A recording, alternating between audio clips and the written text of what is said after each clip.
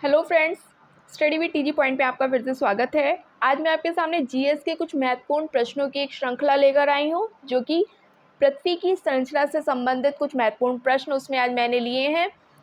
अब देखते हैं, आइए शुरुआत करते हैं आज के इन बहुविकल्पीय प्रश्नों की श्रृंखला की। आशा है आपको पसंद आएंगे। अगर आप चैनल पर नए हैं तो प्लीज़ इस चैनल को सब्सक्राइब कर लीजिए और साथ ही साथ बेल आइकन को भी प्रेस कर लीजिए, ताकि जो भी आने वाली नई वीडियोज़ हैं वो आपके पास टाइम टू टाइम उसके नोटिफिकेशंस आपके पास जाते रहे। आइए शुरुआत करते हैं आज के इन प्रश्नों की श्रृंखला की। पृथ्वी की आंतरिक संरचना के संबंध में सर्वाधिक महत्वपूर्ण जानकारी का स्रोत क्या है? यानी कि जो हमारी पृथ्वी की आंतरिक संरचना होती है उसके बारे में जो हमें जानकारी मिलती है वो हमें किससे मिलती है, वो हमें किस साधन के जरिए मिलती है?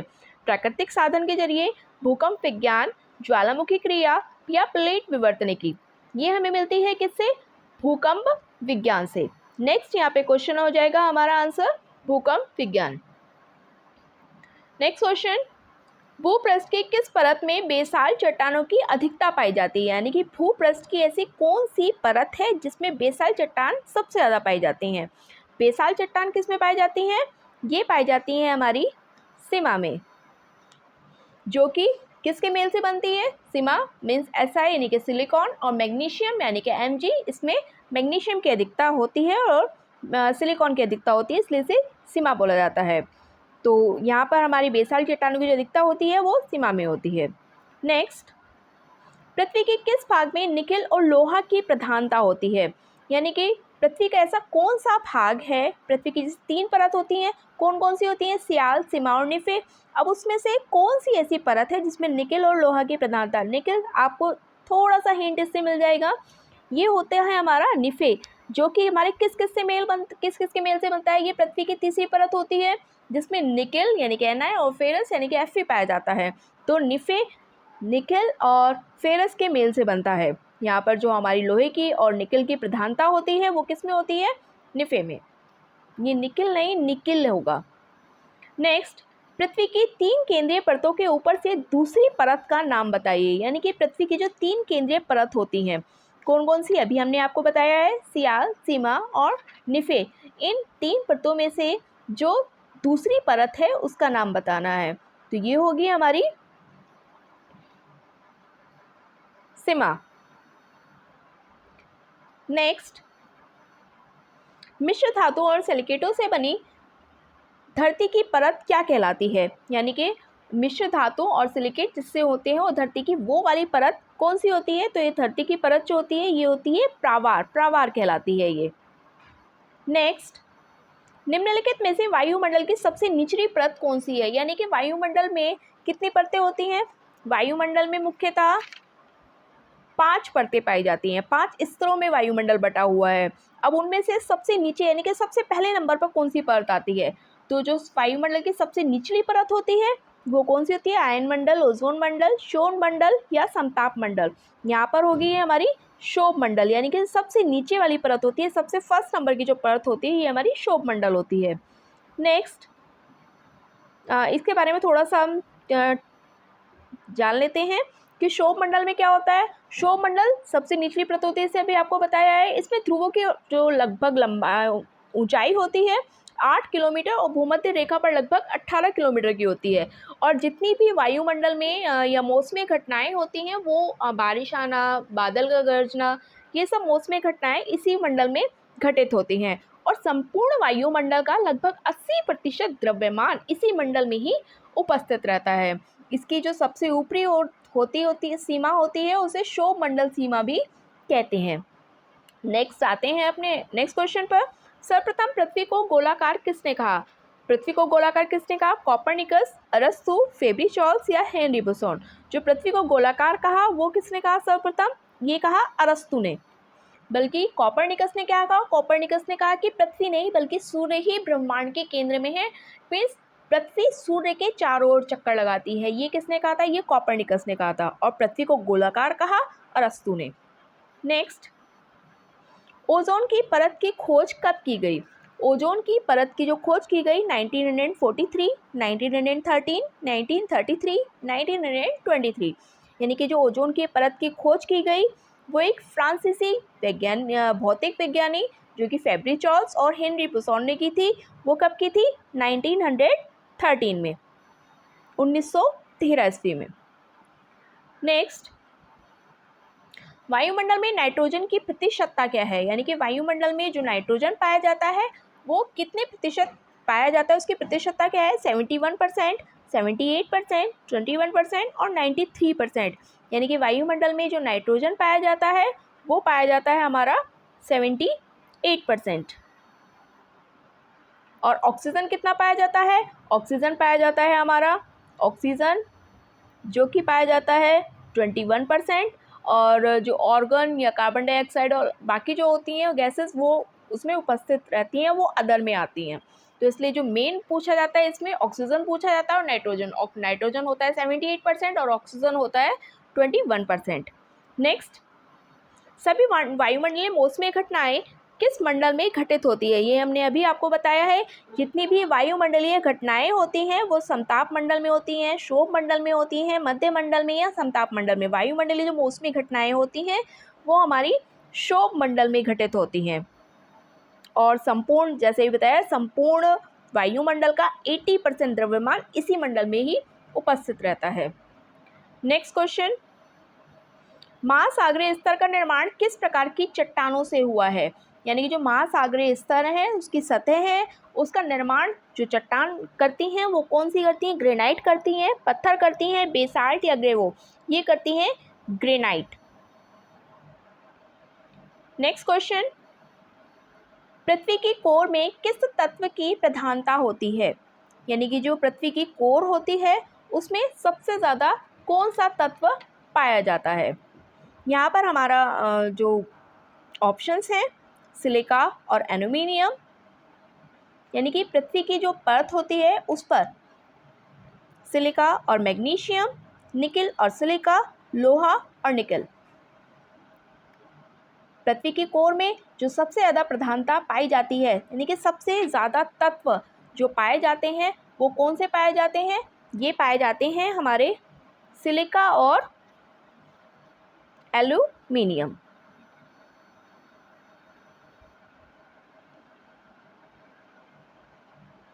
नेक्स्ट, पृथ्वी की भूप्रकृति में कौन सा तत्व प्रचुर मात्रा में पाया जाता है? यानी कि पृथ्वी की भूप्रकृति होती है उस पर सबसे ज़्यादा कौन सा तत्व पाया जाता है? ये पाया जाता है हमारा सिलिकॉन। नेक्स्ट क्वेश्चन, धरातल से मोह संबंध की गहराई लगभग कितनी होती है? यानी कि धरातल से जो मोह संबंध की गहराई होती है वो लगभग 700 किलोमीटर, 200 किलोमीटर, 100 किलोमीटर या 30 किलोमीटर। ये होती है हमारी लगभग 200 किलोमीटर के आसपास।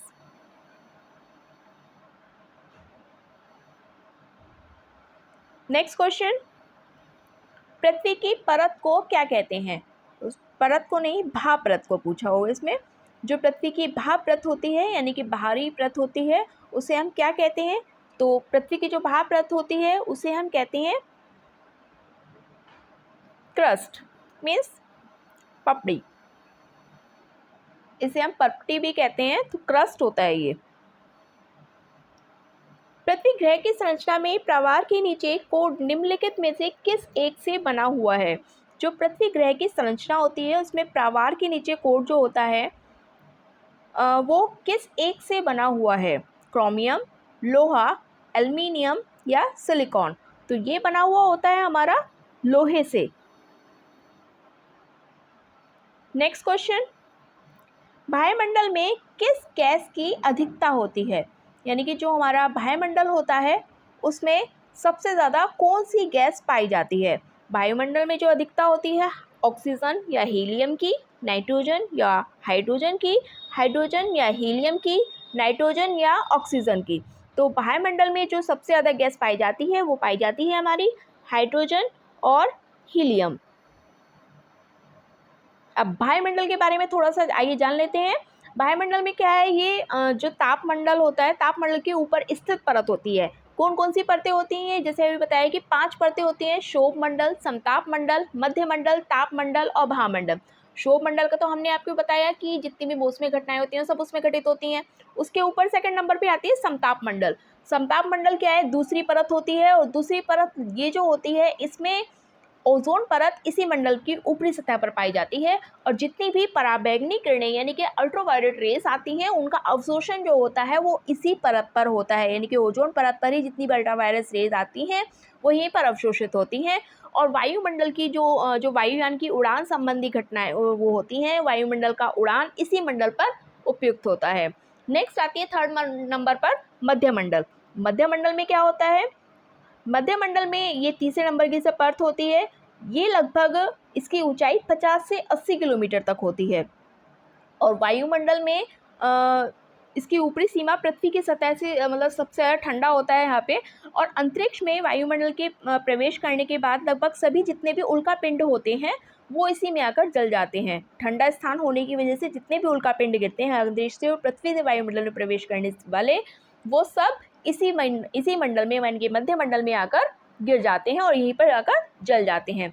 फोर्थ नंबर पे आता है तापमंडल। यानी कि तापमंडल क्या होता है, तापमंडल लगभग 80 से 700 किलोमीटर की इसकी ऊंचाई होती है मध्यमंडल के बाद, और इसमें क्या होता है जितनी भी रेडियो तरंगे परिवर्तित होकर वापस पृथ्वी की ओर लौटती हैं, और रेडियो टेलीविज़न जितने भी संचार के साधन होते हैं वो सब तापमंडल के कारण ही संभव हो पाते हैं। इसी मंडल को हम क्या कहते हैं, तापमंडल को ही हम ताप सीमा भी ये कहलाती है, इसे ही हम आयन मंडल भी कहते हैं। उसके बाद आता है भामंडल जो कि सबसे ऊपरी परत होती है।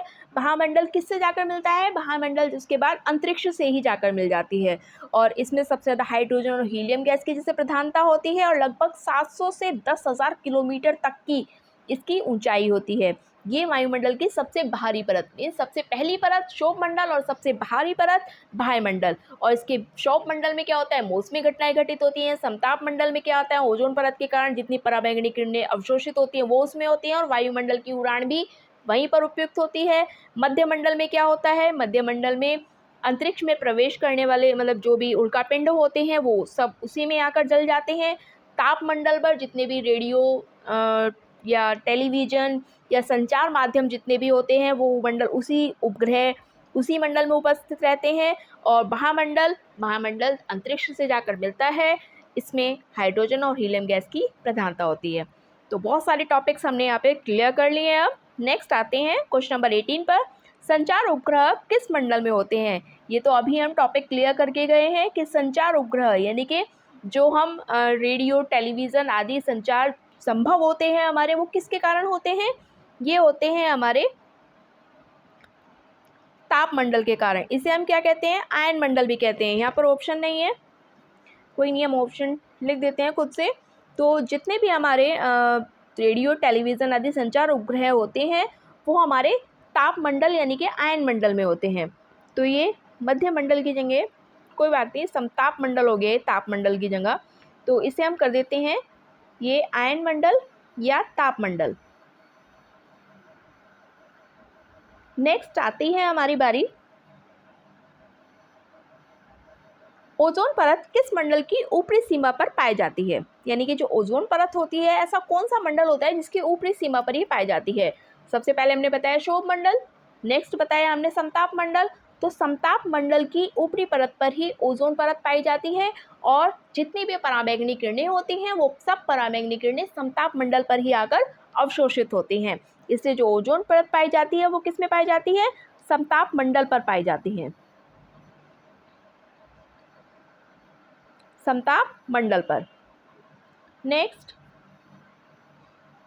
वायुयान की उड़ान के लिए कौन सा मंडल सर्वाधिक उपयुक्त होता है। वायुमंडल की उड़ान के लिए ये भी समताप मंडल ही उपयुक्त होता है, क्योंकि यहीं पर क्या होता है, ओजोन की परत भी इसी मंडल की ऊपरी सीमा पर पाई जाती है, यहीं पर पराबैंगनी किरणें भी आकर अवशोषित होती हैं, और जितनी भी वायुमंडल की उड़ान संबंधी उड़ान के लिए उपयुक्त होता है मंडल, वो यही वाला मंडल उपयुक्त होता है। समताप मंडल ही वायुमंडल की उड़ान के लिए सर्वाधिक उपयुक्त मंडल है। इसलिए ये थे आज तक के क्वेश्चंस, आशा है आपको पसंद आए होंगे।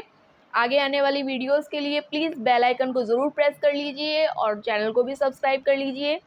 तब तक के लिए थैंक यू।